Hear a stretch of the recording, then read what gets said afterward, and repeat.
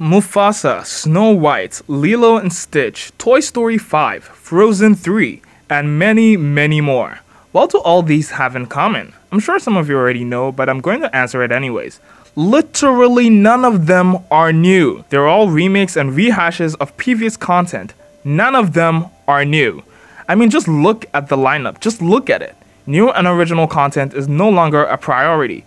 Heck, at this point, it's like they don't even consider it. Now, almost nobody cares whether they're being fed remakes of already successful franchises instead of fresh original content. Some people are on the fence about it, but one person is aware of the danger that lurks beneath. Me! I'm that person. There are so many things wrong with this, and it might not seem like a big deal, but it is definitely a big deal when you consider the long-term consequences. I'm going to be looking at that today, so buckle up people, because we are going in deep. Now, the first problem with all this is pretty obvious. A lack of new and original ideas means a lack of innovation. And a lack of innovation is just a signal of big bureaucratic roadblocks. What do I mean by that? What I mean is that Disney, as it stands, yes, the mouse company, they are more interested in making up for their losses short term rather than experimenting and innovating for the long term. In other words, they need money and they need to make it fast. Even if they have to remake every single household franchise under their belts to capitalize on the nostalgia of their audience. They will do it if it means better profit margins, and some of you might not believe me. I mean, Disney is a giant media company, the second largest in the world. They couldn't possibly be worried about profit margins. Well, sorry to break it to you, but you're wrong. Disney is probably more worried now than they've ever been, and I have proof that's not hard to dispel. We're starting with the MCU, Disney's poster child. We certainly haven't forgotten the Marvels, which I even talked about on this channel. I didn't have nasty things to say about it, just a heads up. That film grossed only $206 million, which was a total bomb. It didn't even dream of breaking even. There's also Ant-Man Quantumania, which somehow managed to compete with the Marvels on my worst films of the year list. That film also struggled to break even, which was not a surprise. And then there's Secret Invasion, which, yeah, really put the rotten on Rotten Tomatoes. These films and shows were less than subpar, and it's no surprise they didn't do well. It's also no surprise that Marvel lost over $237 million last year. Take note of the word lost, because for the first time in nearly a decade, Marvel made a significant loss, and this is after a wave of absolute blockbusters totaling more than $29 billion in revenue. What could have possibly happened that caused the studio to go from making billions of dollars to losing hundreds of millions? And I'm going to say it now, it's pretty simple. Actually, it can be summed up in one sentence. A film with horrible writing will get horrible ratings. It's not rocket science. And for some reason, the executives at Disney and Marvel are insistent on pinning this downtrend on anything other than horrible writing. They'll blame the writer strike and director changes, COVID, and heck, even ADHD, apparently. Yes, I'm not joking, some directors actually blame this on ADHD and TikTok. And let's not even forget the whole controversy that happened with Jonathan Majors and him being replaced with Robert Downey Jr. I mean, I get it. People like him, I like him, but bringing him back after he died in the franchise and even agreeing to pay him exorbitant amounts just because you need the PR and nostalgia is just crazy to me. That is probably the most blatant commercial move I've seen all year. I mean, maybe this is just me, but whatever happened to bringing up new, young, budding talent onto the scene? Now, don't get me wrong, there's nothing wrong with them casting him, but it just feels like a big PR stunt to get fans of his interested in their newer projects.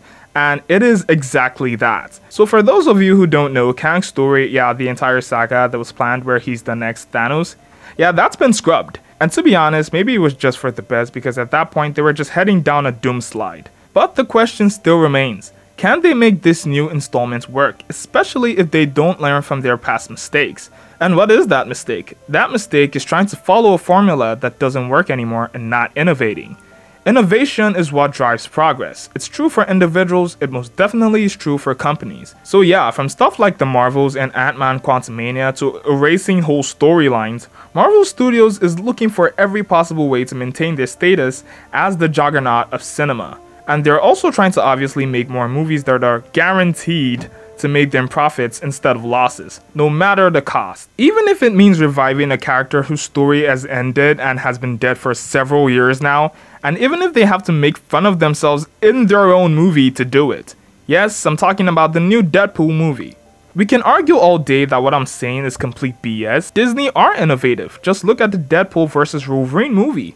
Yes, I know it's already grossed over $879 million within less than 2 months of its release, and it's probably gonna hit $1 billion really soon. The movie's big, and you can argue that it is kind of innovative. I mean, what with them breaking the fourth wall like it's nothing, and making jokes about Disney and Fox in the movie, it's something I've definitely not seen anywhere. That's for sure, and probably for good reason. But anyway, the movie has its merits, I agree. But what happens when we can't revive Logan from literal death again? What happens when the Deadpool franchise comes to its inevitable conclusion?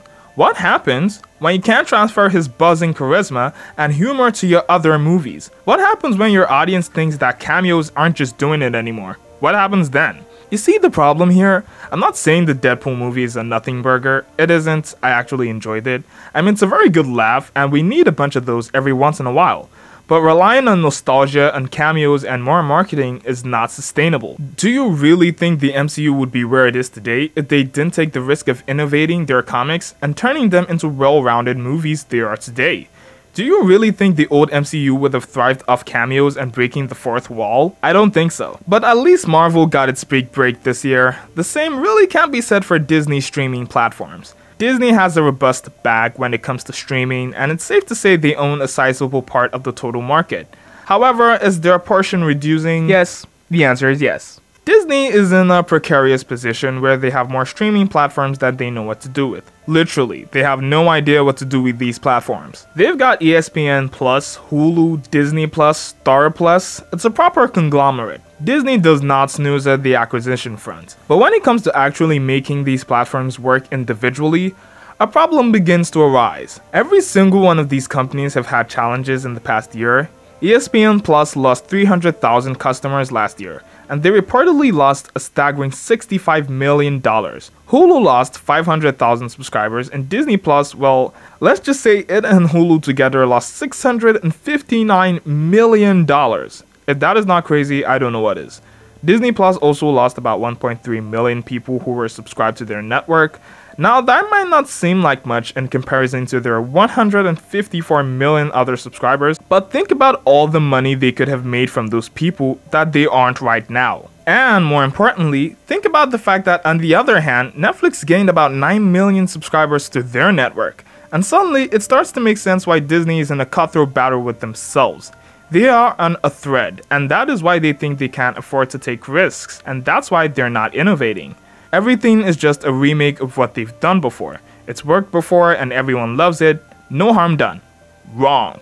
You see, all this is exactly why they need new original content. First of all, because if Walt Disney and the other greats didn't make the movies then, what would they have to want to piggyback off now? I don't know, Shakespearean cartoons? Or Tello? New, well thought out original content is needed, now more than ever, cause it's probably what's going to save Disney. And don't think I'm just making claims out of thin air, it's what's happened before. Look no further from Encanto. The movie was a culturally beautiful and an emotional, riveting movie. I've gotta admit, I think I cried a few times while watching that movie. And the soundtrack? It's among my top 5 for sure. The movie performed well at the box office and it opened up a totally new franchise for Disney.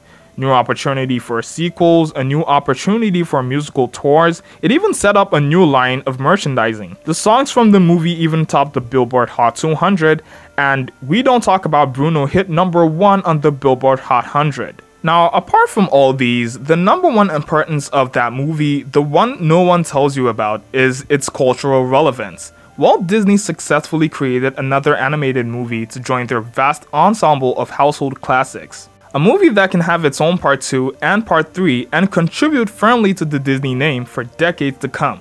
Just like the way Toy Story did. Just like the way Lion King did. I know Disney is on a tightrope and they just have to make more money as soon as possible, but why are they in that position in the first place? That's the kind of question we need to be asking. It's because of the choices they're making. Wish, which came out last year, was a flop, and what makes it even more painful is that it was supposed to be the movie that celebrates their 100th anniversary. However, fans didn't care too much for it, and frankly, neither did I. I didn't watch it, obviously, because really I don't have the time to watch every Disney movie, especially when it's likely I wouldn't enjoy them.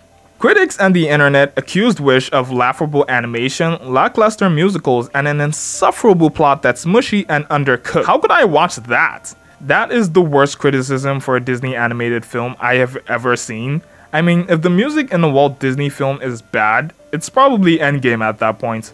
Rushing movies like this and not taking the time to write a fresh concept that resonates with the audience is detrimental. If they're going to make another Encanto or another Endgame moment, they're going to have to do it the right way. Merging with Fox and acquiring the rights to Deadpool will not solve all their problems forever. It is a temporary fix at best. Remaking old franchises and adding sequels to old films won't help either. What happens when fans don't want a Moana 4? Now, I'm not saying Disney and the MCU should not do remakes or sequels at all. Sequels are a good thing. It means people love the franchise. Inside Out 2 did astronomically well after 10 years of the first release. That is a sequel that was timely. But prioritizing sequels instead of making new original content will backfire. And when the audience starts to catch on, that's when it's going to become a problem. But until then, all we can do is watch and see how it all plays out. If you like this video, do well to subscribe to the channel. I'm so close to 1k subs, guys. Help me make it happen. Also, there's a link in my description if you want to support what I do here on this channel. You can buy me a coffee on buymeacoffee.com. Link in the description. What do you think? Does Disney need to go back to the drawing board, or should they just keep the remakes coming? Let me know in the comments. Also, like the video and I'll see you in the next one. Thanks for watching.